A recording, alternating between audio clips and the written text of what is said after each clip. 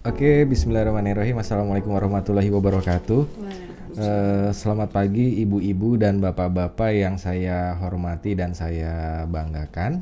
Hari ini kita bertemu kembali dalam podcast terkait layanan program Antenatal Care Terpadu atau kita singkat ANC.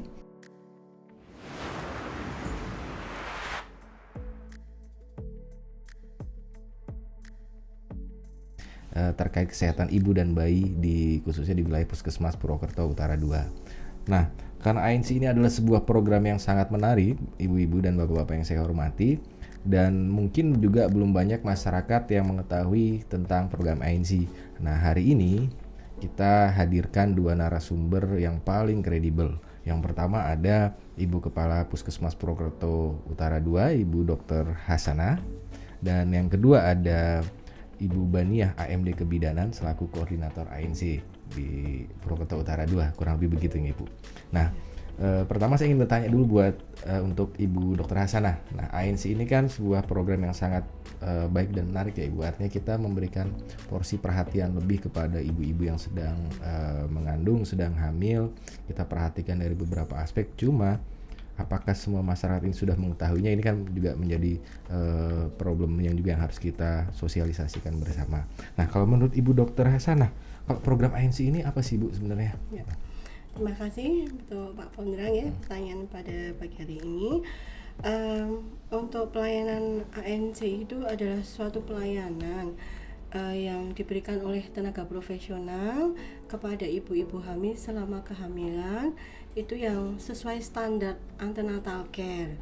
Semisal kita tenaga profesional di situ yang terlibat adalah dokter umum, dokter gigi, gizi, bidan maupun dari analis. Ya. Apa saja yang diberikan dari tenaga profesional itu semisal sesuai dengan standar itu ketika ibu hamil di trimester pertama dan ketiga itu harus bertemu dengan dokter umum dan dokter gigi. Kemudian dalam masa kehamilan itu di awal itu harus konseling gizi supaya selama ibu hamil mengandung itu gizinya itu terpenuhi secara baik. Kemudian juga tidak menutup kemungkinan ketika ketemu dengan ibu-ibu yang anemia, kekurangan gizi, kita selalu edukasi atau konseling di setiap ibu-ibu ini periksa. Nah, seperti itu. Kemudian juga ada dengan analis. Analis itu dilakukan pemeriksaan di laborat. Ya, apa saja yang diperiksa untuk ibu hamil ini ada HB, kemudian ada gula darah sewaktu bisa setelah makan 2 jam ataupun gula darah puasa. Kemudian juga dilakukan pemeriksaan sifilis, hepatitis, juga pemeriksaan untuk HIV. Ya. Kemudian untuk frekuensi pertemuan untuk ANC itu minimal 6 kali. Di trimester pertama 2 kali, trimester kedua 1 kali, dan di trimester 3 itu kita ada 3 kali. Itu minimal.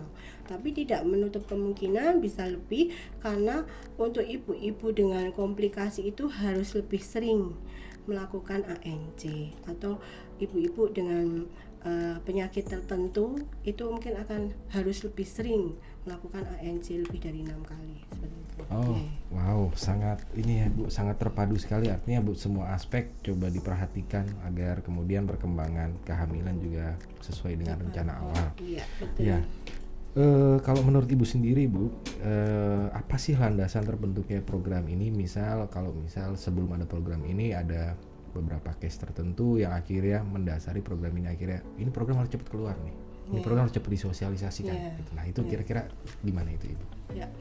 Sebenarnya sih program ini bukan hanya nasional untuk WHO pun sudah memberikan untuk pemeriksaan ANC itu wajib dilakukan secara terpadu.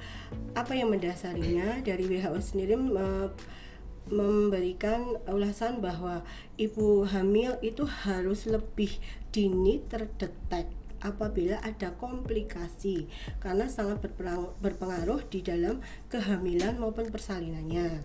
Yang kedua, untuk ANC terpadu ini bisa menurunkan angka kematian ibu secara tidak langsung. Apabila terdetek lebih awal, mungkin akan ditangani lebih maksimal dan akan ditangani lebih awal lagi. Jadi diharapkan tidak sampai terjadi kematian ibu saat melahirkan. Kemudian juga dapat memantau perkembangan janin secara maksimal kalau dilakukan ANC secara terpadu. Dari Kemenkes sendiri itu juga ada beberapa alasan kenapa dilakukan ANC. Dari Kemenkes mengulas bahwa pemeriksaan fisik dan mental pada ibu hamil itu sangat diperlukan selama kehamilan, wajib malah nggih. Yang kedua, ibu hamil harus siap juga di masa nifas, masa menyusui, termasuk yang bersalinnya ya, bersalin harus siap, masa nifas, masa menyusui selama 6 bulan eksklusif, maupun pengembalian organ reproduksi kembali seperti semula itu wajib dipantau. Salah satunya kenapa? Misal ketika ibu hamil itu hamil, otomatis rahimnya itu akan lebih membesar nih. Jadi secara anatomis rahimnya itu membesar. Nah, dia bisa terdetek apabila ANC-nya itu secara terpadu dan juga rutin nanti akan bisa terdetek nggih. Jadi umur sekian berapa, umur sekian harus seberapa, termasuk setelah bersalin pun akan diperiksa kembali nggih. Seperti itu, jadi selalu terdetek dengan baik. Wah, sangat menarik, ternyata program wajib ini ya Bu ya, dari pemerintah yang juga mungkin diadopsi dari WHO. Nah, karena ini program wajib, kira-kira kalau layanan ini di semua puskesmas tuh ada nggak Bu? Atau apa ada yang belum teraplikasi atau seharusnya memang ada di semua puskesmas? Program ini sudah ada di semua puskesmas nih, termasuk nasional pun sudah semua ada dan dengan standar yang sama. Jadi hampir semua puskesmas itu standarnya sama untuk pemeriksaan ANC. Oke, standarnya sama. Dan kalau terkait upaya Bu, ini ada sedikit, kita membahas sedikit upaya yang dilakukan puskesmas dalam mensosialisasikan program ANC ini. Khususnya Ibu kan di Purwokerto Utara 2. Nah, apakah semua masyarakat Purwokerto Utara 2 ini sudah mengenal, mengetahui, atau ya ada yang baru-baru tahu mungkin? Menurut pendapat Ibu gimana? Untuk di masyarakat sendiri, kalau di Puskesmas Utara 2 itu insya Allah sebagian besar sudah mengenal program ini nggih. Karena kita ada beberapa kegiatan yang berhubungan dengan ANC. Yang pertama ada kelas ibu hamil. Kelas ibu hamil itu di sana kita melakukan edukasi, melakukan praktek-praktek seperti mungkin memandikan bayi, membersihkan pusar ketika setelah melahirkan sampai dengan 7 hari, seperti itu. Kemudian ada edukasi tanda-tanda persalinan sampai bahaya persalinan. Di situ semua edukasi dan praktek kita lakukan, termasuk senam ibu hamil. Kemudian yang kedua ada kelas bapake mamake. Jadi sini ya agak menarik nih. Karena di sini diharapkan suami atau bapak yang dari suami dari ibu ini untuk bisa hadir. Jadi mengetahui tidak hanya si ibunya, jadi bapak itu akan siap siaga dengan kehamilan maupun persalinan maupun nifas itu akan tahu juga jadi otomatis ikut lebih care seperti itu karena di sana kita juga praktekin bapak itu bisa memandikan bayi, jadi kita ajarin juga bapak mungkin bisa mengganti popok, membersihkan seperti itu. Kemudian kita ada sweeping dilakukan oleh ibu bidan kelurahan biasanya. Sweeping ini tujuannya untuk ibu-ibu yang hamil tapi dia tidak mengakses ke puskesmas. Nah, mungkin ada kendala apa? Nah, kita bidannya itu mencari sweeping. Kira-kira rumahnya mana, alamatnya mana? Turun langsung gitu. Turun langsung. Jadi kita kunjungi kenapa tidak mengakses seperti itu ya.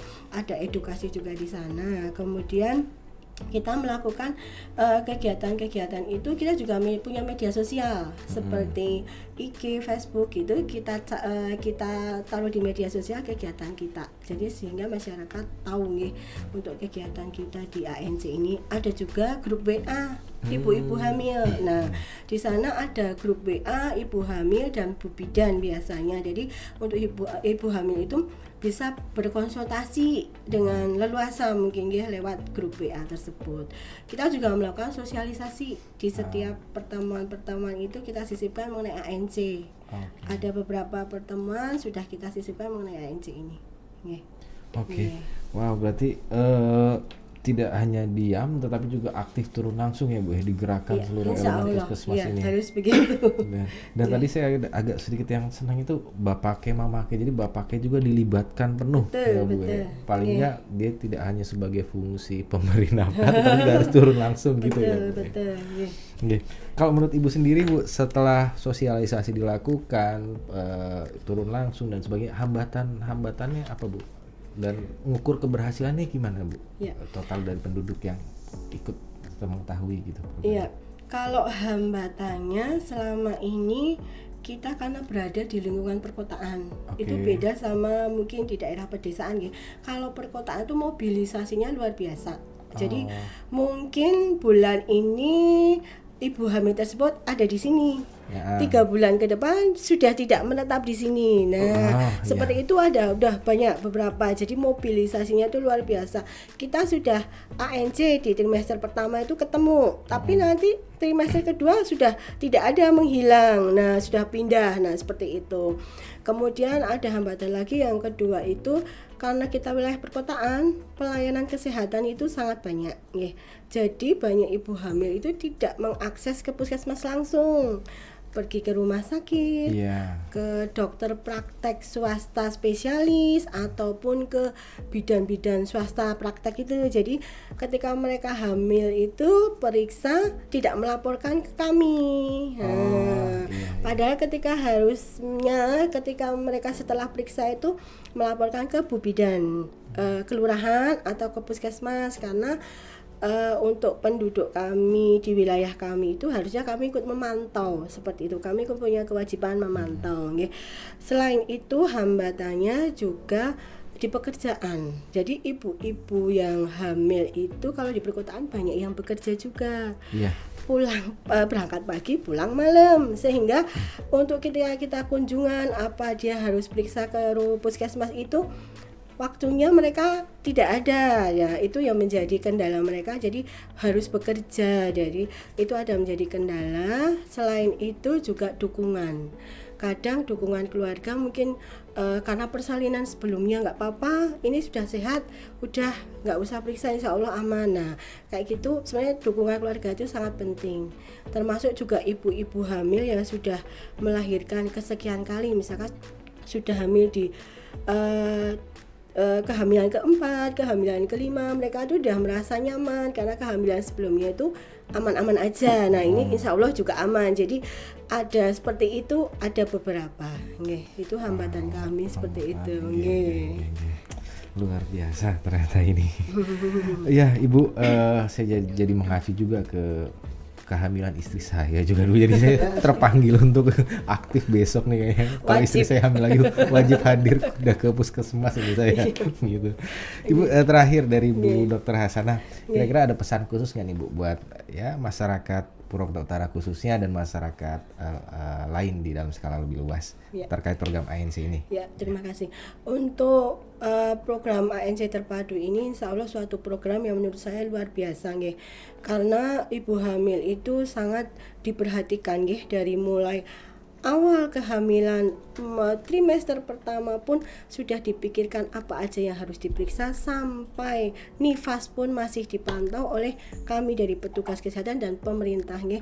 Jadi semua fasilitas insya Allah sudah disediakan dari pemerintah untuk tujuannya itu menyehatkan masyarakatnya. Tujuannya masyarakat sehat, ibu bersalin aman, bayinya juga aman, sehingga tidak ada komplikasi yang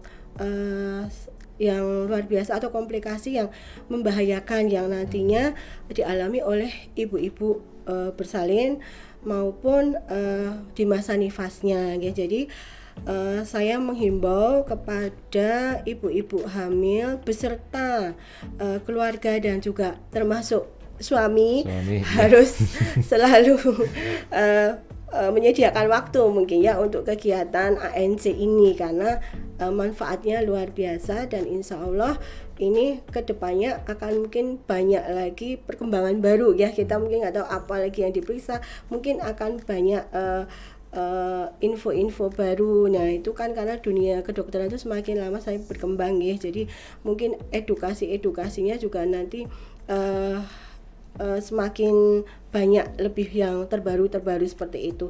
Jangan lupa juga untuk selalu membaca buku KIA. Saya pesan ya satu buku KIA itu. Jadi buku KIA itu buku yang harus dibawa setiap ibu itu melakukan ANC.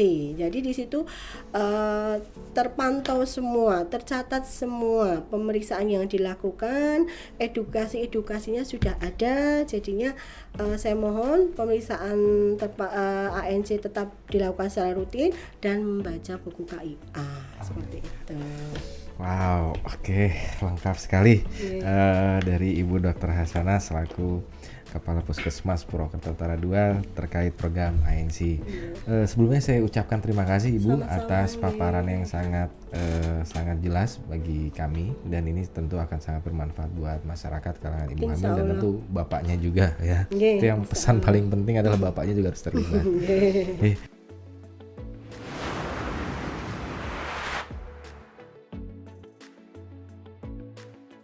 Barusan kita sudah mendengar beberapa paparan terkait program ANC dari Ibu Dr. Hasanah selaku Kepala Puskesmas Purwokerto 2. Dan yang kedua, kita ini ada narasumber kita yang kedua yaitu Ibu Baniyah AMD KEP atau Bidanan selaku Koordinator ANC. Selamat pagi Ibu. Selamat pagi. Ya, nah, Ibu ini kan Koordinator ANC ya Bu ya. Nah, kalau menurut Ibu sendiri dalam pantauan Ibu selama ini, kondisi ibu hamil di wilayah kerja Puskesmas Purwokerto Utara ini kayak gimana sih Bu? Termasuk yang tertib atau susah diarahkan atau gimana? Ya, terima kasih, saya mau menjawab. Ini untuk kondisi ibu hamil di wilayah Puskesmas Purwokerto Utara 2 saat ini adalah yang hamil sekitar 119 orang. 119 orang, itu ya yang 63 sendiri adalah yang ibu yang berisiko tinggi. Oh, berisiko tinggi Ya. dalam arti Itu termasuk ada yang umur kurang dari 20, umur lebih dari 35 itu masuk berisiko. Ada riwayat sesar. Nah, itu ibu hamil yang lingkar lengannya kurang dari 23,5 cm termasuk resiko. Oh, lengan juga. Iya, lengan juga diukur. Ada relevansinya Bu itu dengan? Ada. Iya. Terus ada yang ibu dengan tekanan darahnya tinggi. Oke. Ada yang obesitas juga termasuk resiko tinggi, di antaranya seperti itu. Dan masih banyak yang lain. Saya penasaran Bu, tadi kalau yang lengan itu relevansi dengan kesehatan mengindikasikan apa? Kalau termasuk kan ya, kurang energi kronis. Oh. Itu jadinya kalau kurang energi kronis itu nanti bisa melahirkan anak dengan berat badan yang kurang. Normalnya kan lahir 2,5 kilo. Iya. Itu bisa kurang dari 2,5 kilo. Nah, termasuk resiko juga. Makanya kalau yang dari ukuran lengan ini. Iya, makanya kalau di puskesmas pemeriksaannya lengkap sekali, ada diukur lengannya, tinggi badannya, diukur laborat semuanya. Oke. Wow. Saya dapat ilmu baru malah jadi lengan juga. Semakin besar lengan itu semakin mengindikasikan positif atau negatif Bu? Ya kalau terlalu besar, lebih dari 30 cm. Lebih dari 30 itu cm sudah termasuk indikasi yang yang berisiko. Kalau menurut Ibu Bania sendiri, seberapa penting sih program ini untuk ibu hamil? Dan ya harus diikuti, itu penting banget karena kenapa gitu? Iya, penting banget itu untuk ANC terpadu, penting banget. Penting banget. Iya. Supaya nanti seandainya ibu hamil itu kalau tidak kalau tidak diperiksa secara berkualitas, ya itu kan kalau berkualitas, kalau terpadu itu namanya sudah mengalami periksa di dokter, masuk di dokter gigi, sudah periksa di gizi, di laboratorium itu sudah lengkap, itu sudah berkualitas. Harapannya untuk semua ibu hamil itu nanti melewati kehamilan, persalinan dan nifasnya itu sehat. Itu. Dan kalau ANC terpadu itu untuk mendeteksi secara dini resikonya. Kalau sejak awal sudah diketahui, contoh diperiksa itu nanti kalau pas kek itu kan sudah itu resiko. Nanti terus cek HB, kalau di laborat HB-nya rendah itu sudah resiko lagi. Sudah tensinya kok tinggi itu resiko. Nah itu sudah macam-macam itu. Jadi untuk mendeteksi resiko itu sejak awal. Sehingga nanti kalau kedepannya harapannya nanti kalau melahirkan sudah dalam KDI sudah seandainya kalau HB-nya kurang bisa jadi normal. Kalau tensinya tinggi sudah terpantau supaya jangan sampai tinggi sekali nanti tidak terjadi eklamsi. Kalau eklamsi itu namanya kejang, sampai kejang bisa kalau tensinya tinggi. Wow. Ya tadi juga kan Ibu sudah menjelaskan beberapa hal yang diperiksakan Bu. Okay. Boleh kita ulang lagi nggak Bu? Kira-kira yang harus diperiksakan ibu hamil terkait program ANC ini adalah yang pertama adalah tekanan darah. Ada 10 T. Ada 10 T. 10 T. Apa itu Bu? Pertama timbang. Okay. Ukur tinggi badan. Ada tinggi badan dan lingkar lengan itu. Okay. Terus diukur tensi. Tensi terus diukur juga tinggi fundus uteri, maksudnya besarnya besar perut, diameter tingginya Okay. kehamilan itu kan diukur. Terus diukur lagi letak janinnya itu posisinya itu melintang apa sungsang atau normal. Nah terus diukur denyut jantung janinnya juga gitu kan. Terus diukur tablet tambah darah. Ya, terus imunisasi, tetanus toksoid, ya. Terus cek laboratorium, terus itu tata laksana soalnya kalau terjadi sesuatu itu ditindaklanjuti. Terus yang terakhir itu temu bicara, ya konseling gitu. Jadi pas konseling ini juga hambatan-hambatan diceritakan. Iya, apa yang ada di kondisi ibu gitu. Itu disampaikan. Iya. Proses komunikasi juga. Iya, makanya lama panjang di situ konseling gitu. Iya. Nah, alur yang tadi 10 T itu memang ada alurnya atau ibu hamil bisa milih Bu? Enggak milih, sudah jadi alur itu ya. Sudah paket.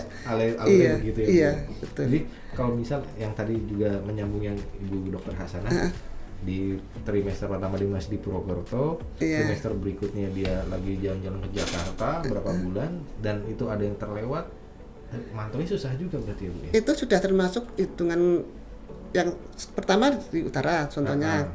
Yang kedua pas tindak di Jakarta, bisa di Jakarta sudah termasuk sudah dihitung yang kedua, sudah dihitung. Gitu. Tidak harus yang di utara 2 semua. Jadi yang penting ibu hamil ini tetap koordinasi sama puskesmas dimanapun dia berada. Iya. Dan punya buku KIA itu bisa dibawa kemana-mana. Oh iya. Itu bisa diperiksa untuk buku KIA itu. Iya yang Jambon itu. Iya saya Jambon, saya masih ingat itu. Maksudnya iya itu. Saya udah megang buku itu. Istri saya malah nyuruh saya nyampul buku itu. Nah, kalau menurut Ibu sendiri indikator keberhasilan program ini apa aja Bu? Angka ya kalau tadi ada 119 orang, apakah indikatornya 119 orang ini sudah mengikuti program ini semua atau ada indikator lain? Kalau yang di Puskesmas Utara 2 itu ini indikator keberhasilannya. Indikator keberhasilan. Indikator keberhasilan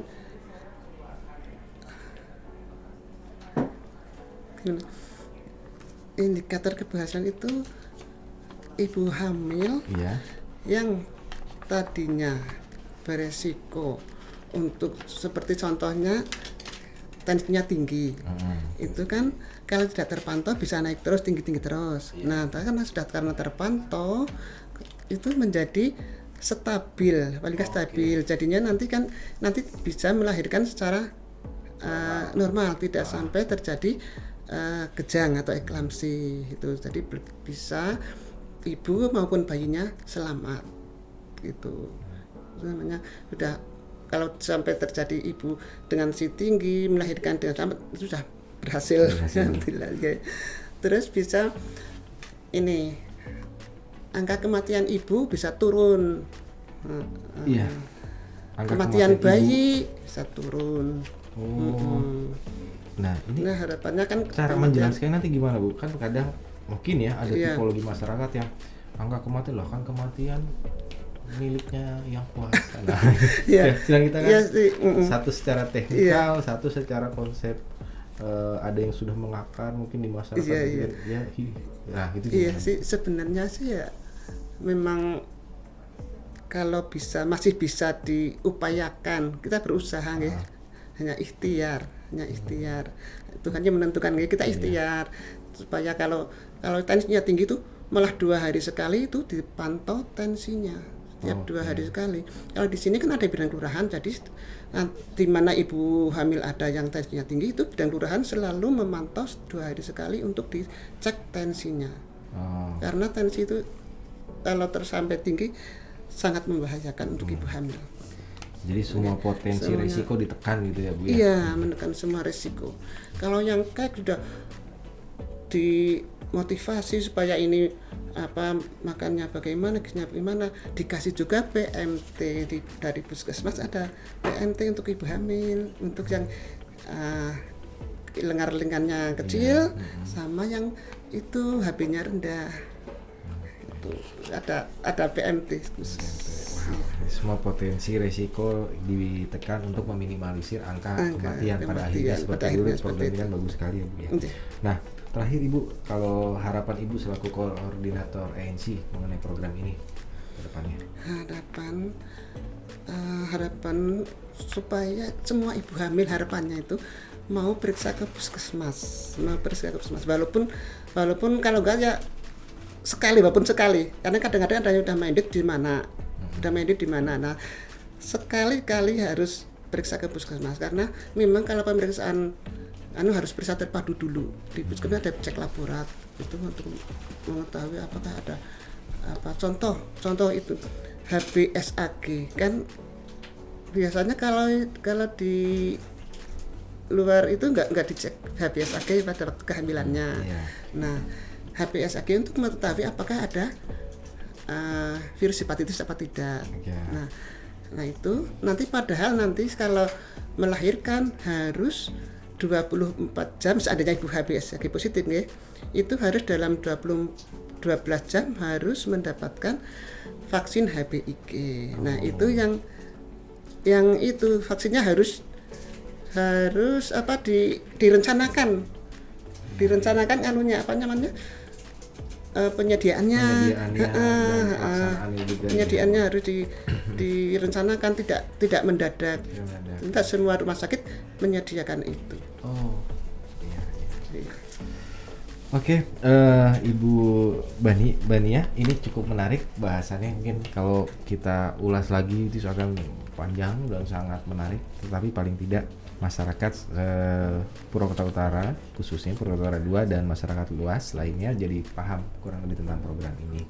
Saya mengucapkan terima kasih atas kehadiran Ibu Dr. Hasana, Ibu Bania, kehadiran di podcast kita ini pagi ini, dan insya Allah informasi-informasi yang disampaikan oleh ibu-ibu ini sangat bermanfaat buat masyarakat. Saya juga selaku bapak dan suami juga sangat jadi membuka wawasan saya juga pagi ini.